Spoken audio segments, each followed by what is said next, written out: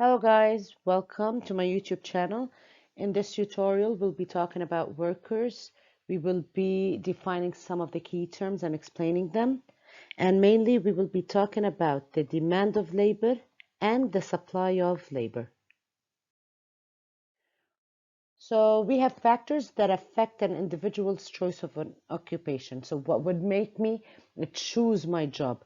Some people would look at something called wage factors, and others they would look at non-wage factors.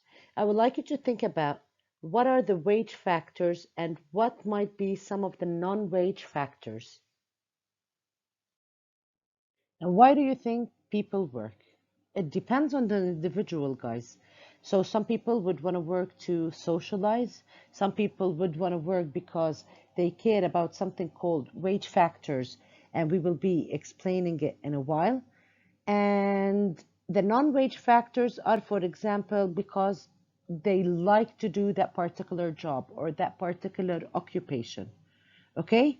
So in a while, we will be explaining all of these key terms that you see here, wages, bonuses, and salary.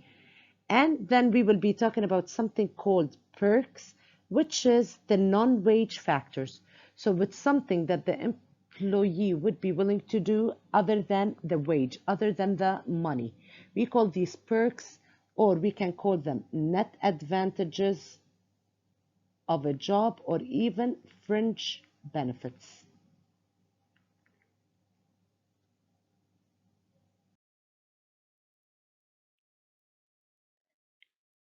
One key term is what are earnings and what does it mean?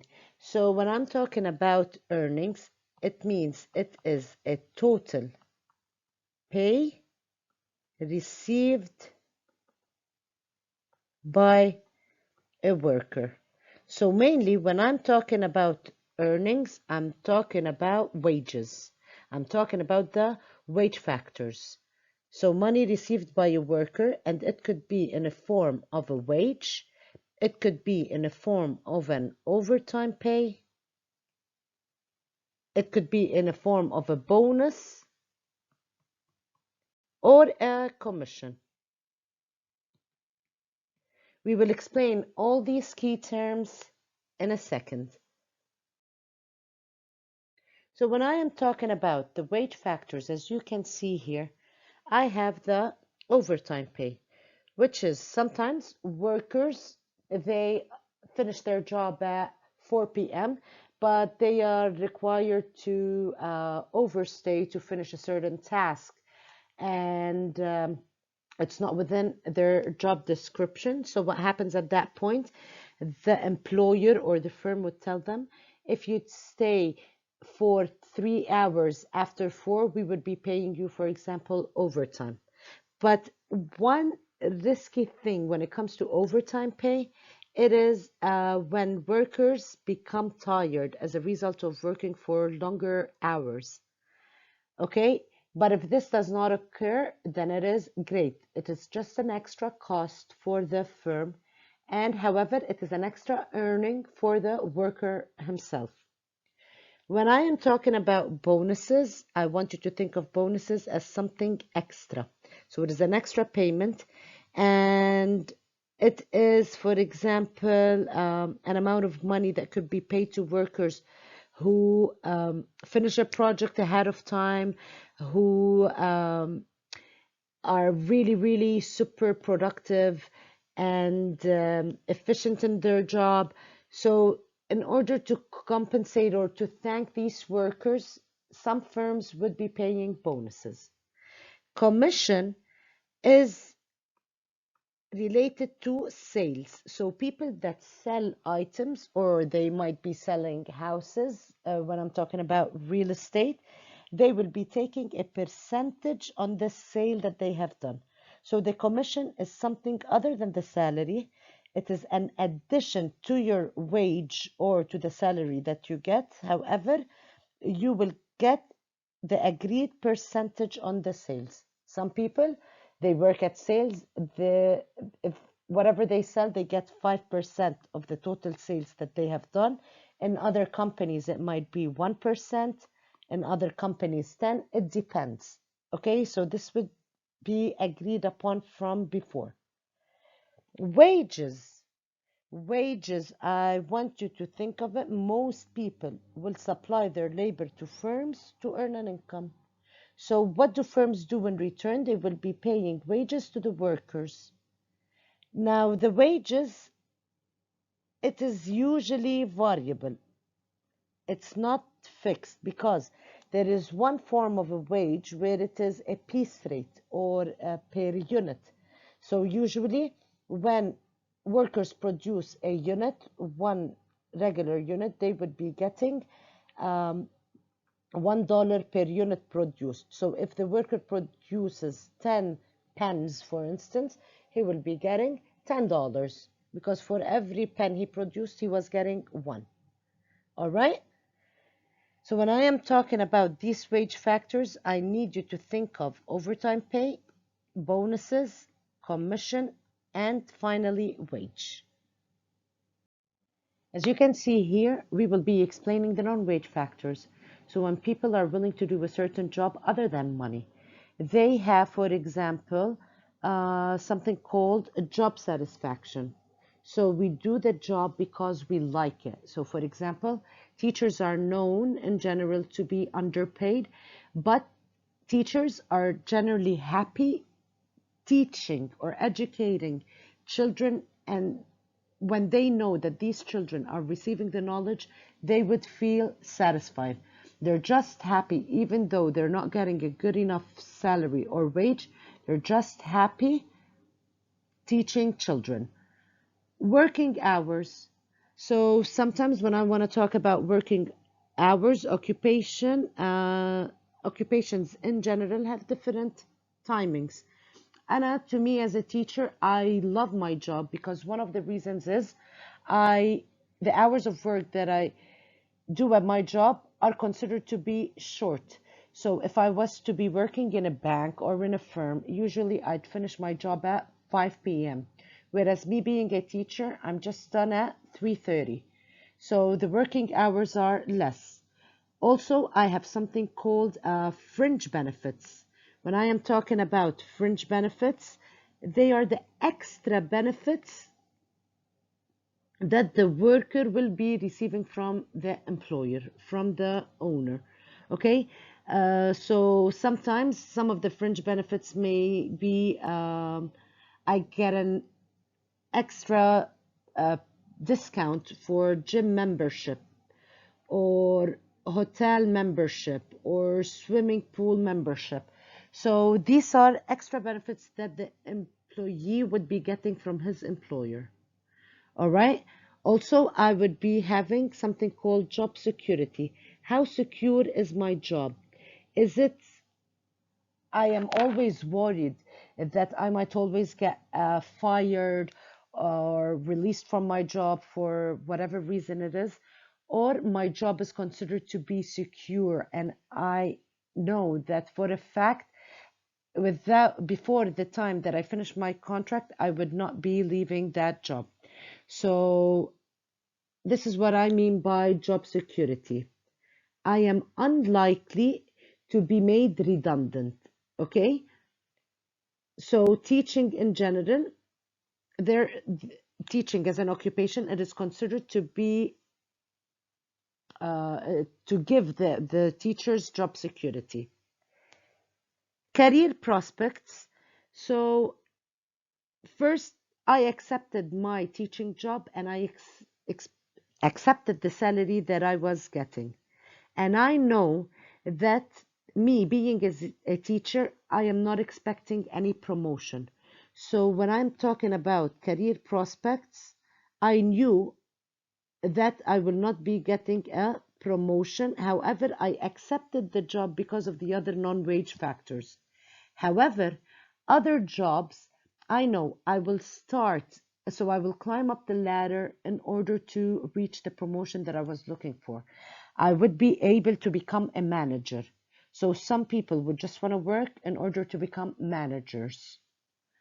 When I am talking about the size of the firm, so here, for example, I would be talking about people. in general are usually attracted to work in large firms.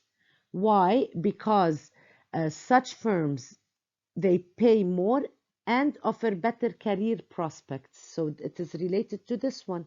I will be getting um, a promotion, okay? And also, I would be getting a job security because it's a large firm. I know for a fact that this firm would not shut down at any time because it's broke. No, it's already large. I know that it is at a very low risk of shutting down. All right. And sometimes I will be talking about location. Location, it's close to my house, so I would accept that job. I wouldn't want to move elsewhere because I would have to drive or travel for a longer period of time. Then I would be having the pension. Um, Here I would be talking about the life expectancy. So people in general are living longer in most countries, and they are looking for their happiness at the end of their life. This happiness would come from something called a pension. And then again, one of my favorite non-wage factor as being a teacher, it would be the holidays that I get as a teacher. I would always tell you that I would be getting 6 weeks during summer, 3 weeks during winter, and 2 weeks during spring. And all of these vacations, they are paid. So my job offers holidays. So this is why I don't care about the salary or the wage factors as much. I, as a mom, and a teacher, I care about the non-wage factors more. Okay? And finally, I have something called the type of work. So here I would be talking whether it is a manual job or a manual work or a non-manual. So it depends on the person, what he prefers. Non-manual work, it tends to be usually better paid because they expect you to have skills, to have the proper qualifications, and so on. So when I am talking about the net advantages of a job, I want you to know that when I'm talking about a surgeon or an office assistant, we have differences in the net advantages here. And obviously, the better net advantages will go to the surgeon because he is highly skilled and they are short in supply. Okay, so they are not found a lot. You don't find a lot of people studying to become a surgeon. Whereas an office assistant, they are not short in supply because they don't require any skills and they don't require training. All right. Now I want to give you an important tip. If you are asked a question about non-wage factors influencing a person's choice of occupation, it is not relevant at all to start talking about the wage factors, which includes wages, overtime pay, bonuses, or commission. So stick to the question. I want you to think about something called the demand of labor. Who do you think is the one that is demanding the workers? So it would be the owners. I'm talking about firms. I'm talking about entrepreneurs. All of these, they are the ones that demand how many workers they need in their firm. So also a new term that we will learn is employer. So all of these four key terms that you see here, they are the ones that demand labor. Okay? So let us explain it graphically. Here, I would always put on the y-axis the wage rate per hour. So how much money are they getting? And here I have the quantity of labor, whether demanded or supplied. Now, right now, I would like you to think of if the wage is $5 an hour, the firm would want to demand 20 workers. If the wage increases and is $7 an hour, the firm would have to pay more, so they would want to demand less workers. They will be demanding 10 workers here. So as you can see here, as wages increase, the quantity demanded of labor decreases. So since they move in opposite directions, I would be getting a negative slope. Therefore, my demand curve is always downward sloping. When I am talking about the supply of labor, who is the one supplying the work? It is me, the worker. So I will be talking from the worker or the employee or the labor's perspective. As you can see here, to me as a worker, as the wage increases, you would find more people are being attracted to the job. So here, on the other hand, I'm talking about as wages increase, the quantity supplied, so the number of workers will increase. And therefore, I would be having my supply curve upward sloping.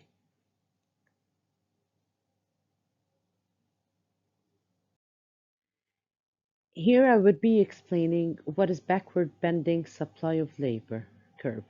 So this is considered to be backward bending. Here what I would be putting is the wage rate per hour, and here it's the number of hours worked. So as you can see, at wage 3, a person can work for fewer hours, yet have a higher income than that of wage 2. The backward bending supply of labor curve therefore occurs when wage rate rise to a high enough point to allow people to work less, and they will enjoy more leisure hours or fun hours or family time. So they are working less and earning more. When I am talking about something called a market wage, I need you to think of that I am talking about the equilibrium point.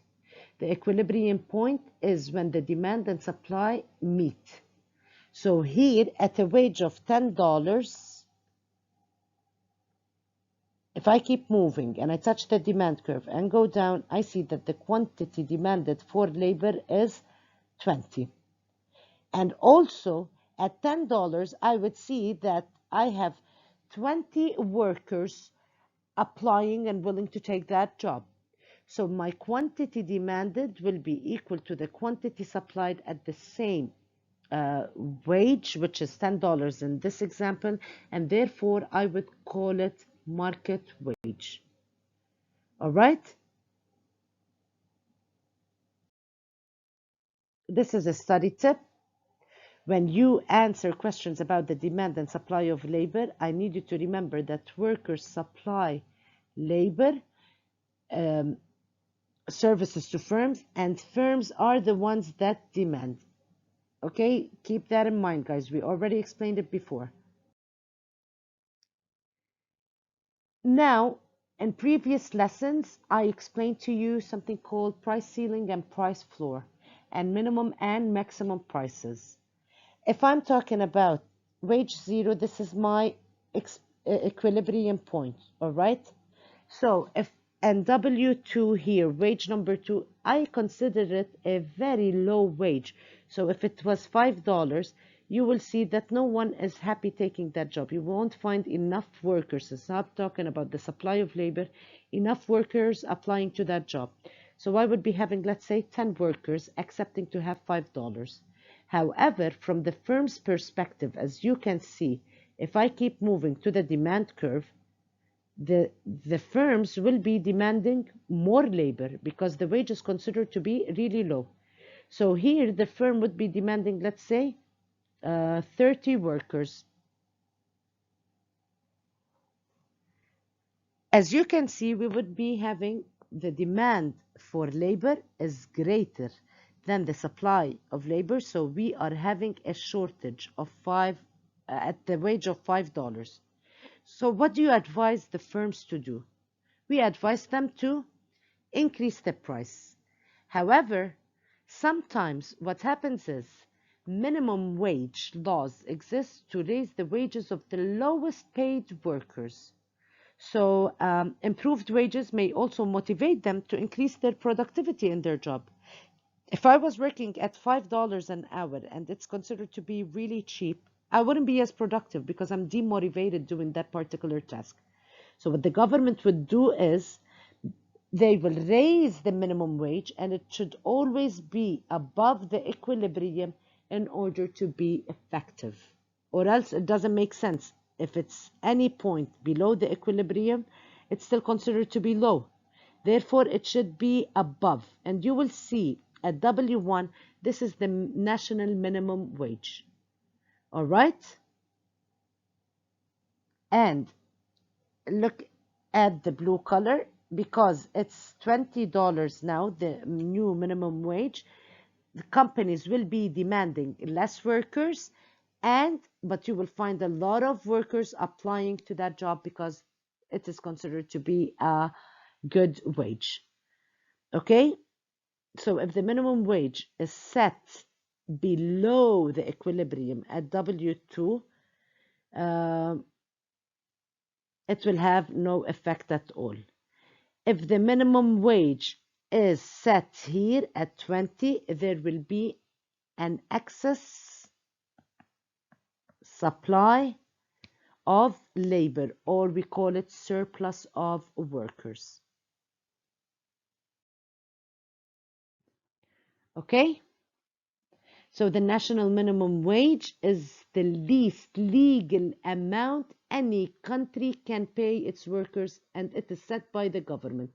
So no company can pay below the minimum wage because it would be considered to be illegal. And as you can see, always the national minimum wage must be above the equilibrium. Now let's see what are the reasons that create differences in earnings. So first of all, we would be talking about something called government policies, and here it is affecting wages in a variety of ways. So as you know, the government, if it makes a law or a rule or a regulation, all firms and workers need to abide by it, or else it will be illegal not to do so. So sometimes governments, they want to fix problems in an economy, such as promoting economic growth, or they want to fight unemployment. So they will start using different policies. So one policy might be, for instance, the minimum wage law that we explained previously. When they introduce minimum wage laws, all companies and firms need to abide by that, and they are not allowed to pay their workers any amount less than the minimum wage. Also, a government might introduce a new law that, for instance, requires like a law requiring car drivers to take a test every 10 years. At that point, the demand for driving instructors would be likely to increase, and therefore their wages will become higher. The second reason would be for the differences in earnings. I'm talking about something named bargaining power of employers and workers. Sometimes, to me as a worker, being all by myself and asking for my rights, I might open an eye at me. So if I was a member of something called a trade union or a labor union, I would be protected. And I know for a fact that I would be getting my rights. Because how does this work? It means a group of workers, they join together and they are registered under a legal organization, and they make sure that each and every worker that is a member of the trade union will be getting his right. He's getting the right amount of holidays, he's getting paid his overtime work, he's getting paid his wage or salary right on time. So what happens at that point is when I am talking about the trade unions, they negotiate and they negotiate with the employer. If this trade union is considered to be powerful, then they will be getting a higher salary than other group of workers. The third reason would be public opinion. Here, I want to give you an example about people protesting and asking for a higher salary or wage for nurses. Okay? Um, when I say people here, I mean I'm talking about the public. So this is the public opinion. And here, if the government is seeking to gain popularity, they would want to raise the nurses' pay. Okay? Finally, I have something called anti-discrimination policies. But first, I would like to highlight the term discrimination. And it means when people are getting paid differently because of their gender, religion, ethnic group, nationality. This is not fair and it is against the law. And usually, women tend to get paid a lower salary than males because they are considered to be less qualified. So and therefore, um, the demand on women is not as high as men. Okay, so what happens is governments are making such discrimination illegal. So they would want to make uh, uh, women and men getting paid equally or getting paid equally based on their qualifications. All right. Why earnings of an occupation change over time? First of all, people would be getting paid differently depending on the demand and supply of labor, and we will explain it in a few seconds. Then I will be talking about changes in the stages of production. I have three stages of production. The first one is primary, the second one is considered to be secondary, and the third one is tertiary. Primary sector, it is the extraction of natural resources.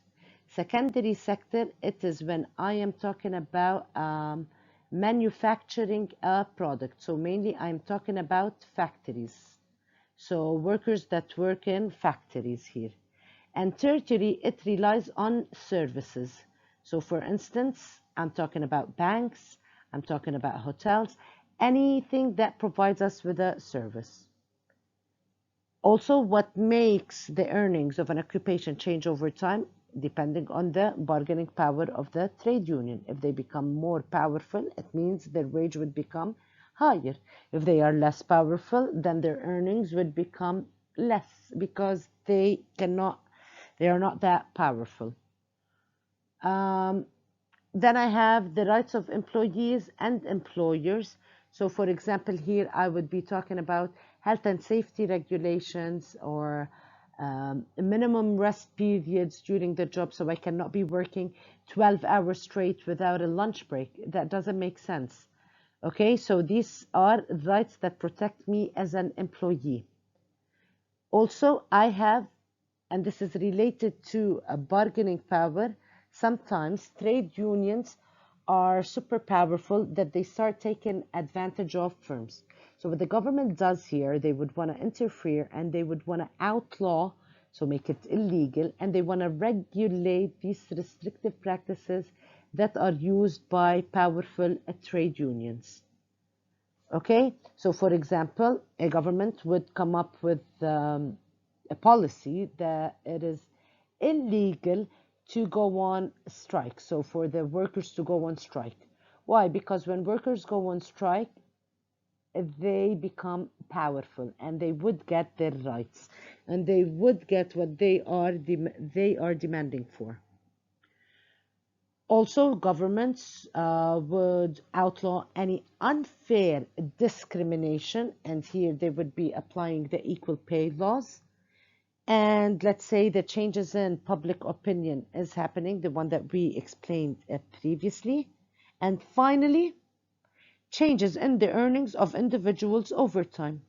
So I would never be getting the same salary for like 5 consecutive years. It doesn't make sense. I gained experience and probably I did an extra training where I, as a worker, it's my right to be receiving an increment, which is an increase on my salary. I told you I will be explaining the demand and the supply of labor. Right now, I would be explaining the demand of labor. As we said before, I am talking about the firm's or the owner's perspective. What makes the demand of labor to increase? So what would make my whole demand curve shift to the right? Remember, I will not be talking about wage here. I would be talking about other factors. So let's say consumers are demanding more of my product. What will happen? In return, the companies would need to demand more labor to keep up with the demand of the consumers. So I want to give you an example. More students are applying to the school, so more demand on the education. In return, the schools would be required to demand more teachers, so they will be demanding more labor. Increase in labor productivity. The more productive workers are, the more the demand on the laborers, because firms at the end of the day, they would want to make profits. If I want to talk about an increase in the cost of equipment, so for example, I'm saying that machines are becoming very expensive. Here, what the companies would do, they will substitute the machines or the capital with labor. So it means they will be demanding more labor. Finally, if there is a decrease in non-wage employment costs, so for example, um,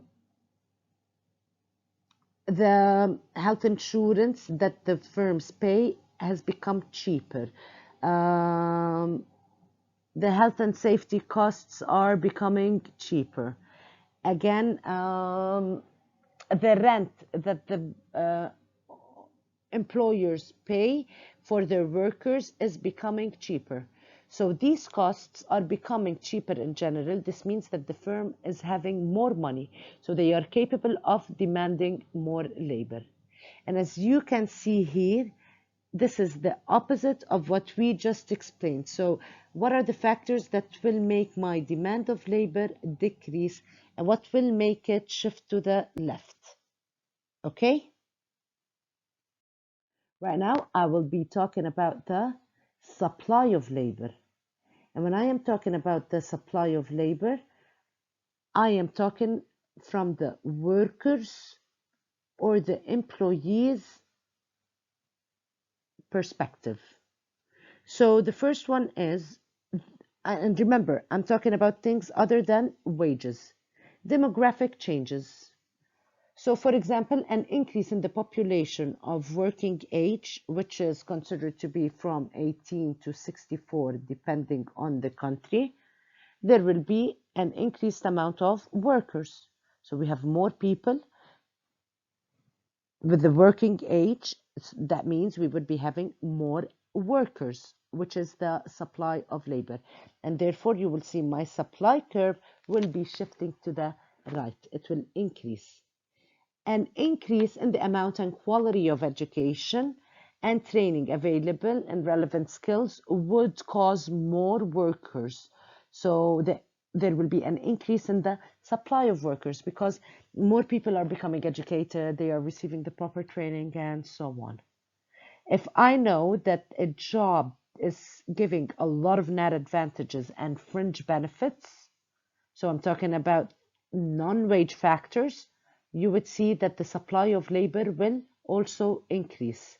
However, what will make the supply of labor decrease? It is the complete opposite of what we just explained.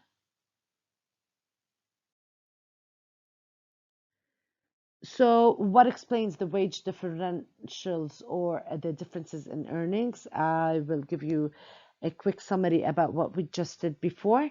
So some workers are probably more skilled than others, and therefore they will be more in demand by the employers.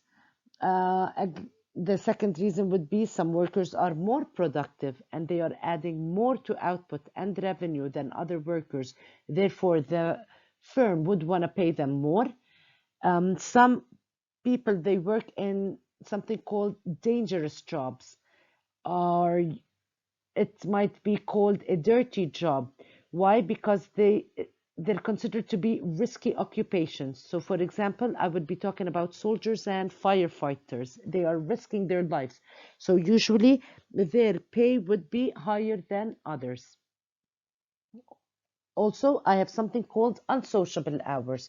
So, for example, a nurse that always takes the night shift and doesn't take the day shift, this is considered to be unsociable hours because when she is working, people are sleeping. And when she has to sleep, people are um, working. So she doesn't have time to socialize with others. Therefore, I call it unsociable hours. Some people have more information than other workers about where the best paid jobs are, and therefore you would see that they would apply to that job and they would be earning a higher salary than the ones that did not know about the job, the information about that job. And finally, some workers are more able than others to move. So here I would be talking about geographical mobility, their occupation to increase in their pay. So let's say right now I am a teacher in Abu Dhabi. However, I know that they pay higher salaries in Dubai. If I am capable of moving, I would move to Dubai and I will be earning a higher salary than the teachers that are working here in Abu Dhabi.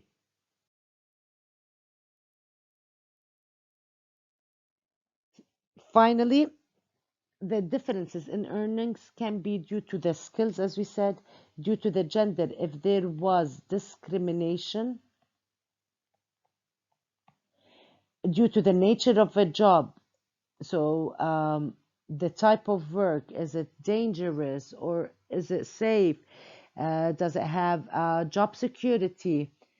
Am I working in the private sector or the public sector? Because these, if I am a teacher working at a private sector, I would be getting a different salary than if I was working in a public school. When I am talking about the economic sectors, are they extracting the resources, which means I'm talking about the primary sector, or are they manufacturing, which is the secondary sector, or am I working in the services sector in banks and education and so on? According to what economic sector I am working at, I will be getting a different salary. Now we will be explaining elasticity of demand for labor. So, what does it mean? When I'm talking about elasticity, it is a measure of the responsiveness of demand for labor to a change in the wage rate. And same rules as what we studied for the price elasticity of demand and supply. Here, it is the same thing. The curve, as you can see, the percentage change in quantity is greater than that of the wage. And here, when I am talking about inelastic demand or supply, you would see that it's a bit steeper. So the percentage change in wage is greater than that of quantity. So when I'm talking about elasticity of supply of labor, it is a measure of the responsiveness of the supply of labor to a change in the wage rate. Now, what are the main determinants of elasticity of demand for labor? So what are the factors or determinants? I just need you to remember one rule. Keep that in mind. When workers are not needed, I would say that it is elastic. So first of all, I would be explaining the proportion of labor cost and total costs. So for example, if the labor costs form a larger proportion than the total costs, a change in wages would have a significant impact on costs, and therefore I would say that the demand would be elastic. When I am talking about the ease with which labor can be substituted by capital, so it's easy to demand labor, then that would be elastic. The elasticity of demand for the product produced, what does that mean? The more elastic the demand for the product, the greater the fall in demand. So the greater the demand also for workers. The greater the fall in demand also for the workers, making the demand for the labor elastic. And finally, I would be talking about time. So demand for labor in the long run is elastic. There is more time for the firms to change their methods of production. So here they would be asking themselves, what am I supposed to be using? Shall I be using more labor intensive or making it more capital intensive? This is what we mean by methods of production. Now, the main determinants for the elasticity of supply for labor, the first one would be the qualifications and skills required by the laborers. So, for example, the more the qualifications and skills needed, the more the inelastic. I would give you an example. No matter how much you will pay brain surgeons, they will always be limited in amount. So here, when workers don't directly work, the rule would be, I would say that it is inelastic. The second determinant or factor would be the length of the training period. Remember, so I'm talking about when workers don't directly work, it would be inelastic. So the longer the training period, the more inelastic, because it will put people out of their jobs. The third one would be the level of employment. If most workers are employed, then the supply of labor is inelastic.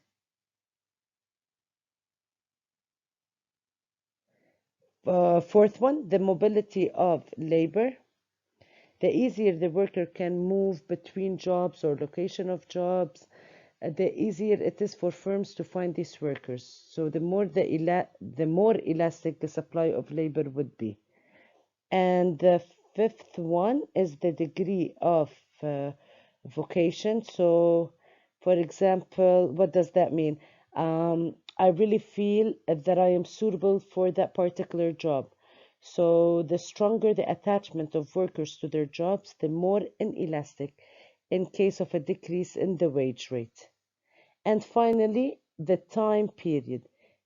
In the long run, we said it is elastic because it gives worker more time to notice wage changes and to gain any qualifications or to take the training needed for their new job.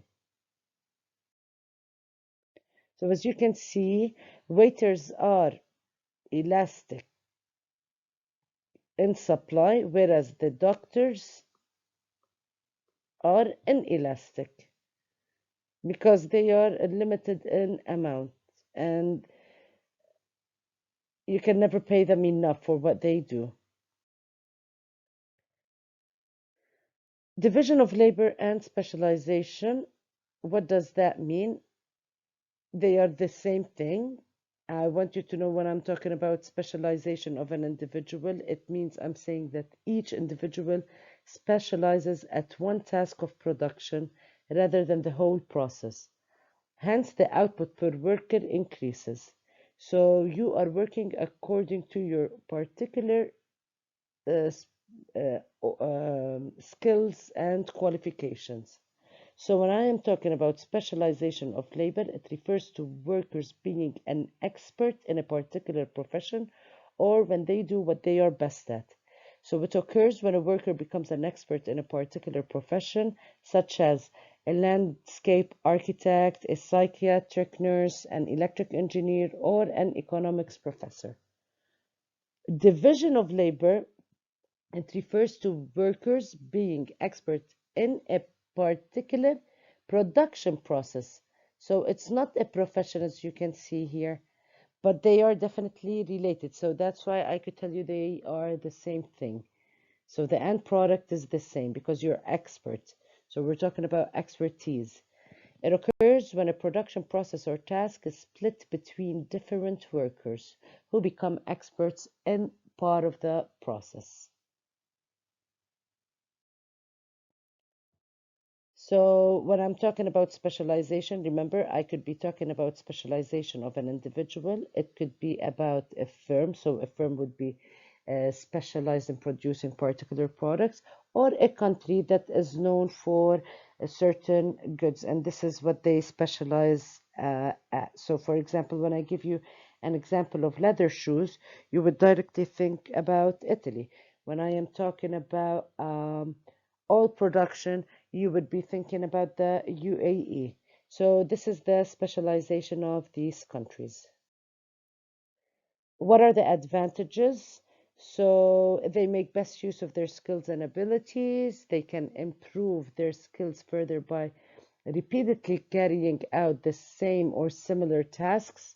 So I know what I'm doing. It doesn't matter. I I'm not wasting time at all because this is my best qualification and skill that I have regarding my job. And more experienced and skilled employees usually earn more than the less experienced and unskilled employees because they are more productive and the demand for their labor by firms will be greater. Okay, so please have a look at these advantages. When I am talking about the disadvantages of specialization, one of the things when you keep on repeating the same task over and over again, it would lead to boredom. All right. So they must rely on others to produce the goods and services they cannot produce themselves. So me being specialized as an economics teacher, this is the only good thing that I am good at when it comes to an occupation. So I rely on other workers and other domains to get the goods and services that I require. And doing the same job for many years, as we said, this is the most important thing. It makes you bored, and when you are bored, this would lead to demotivation, and therefore I would be less productive as a worker. And the last disadvantage would be that I would like to talk about. People can lose their jobs if their skills or occupations become unwanted as consumer demand or the technology changes.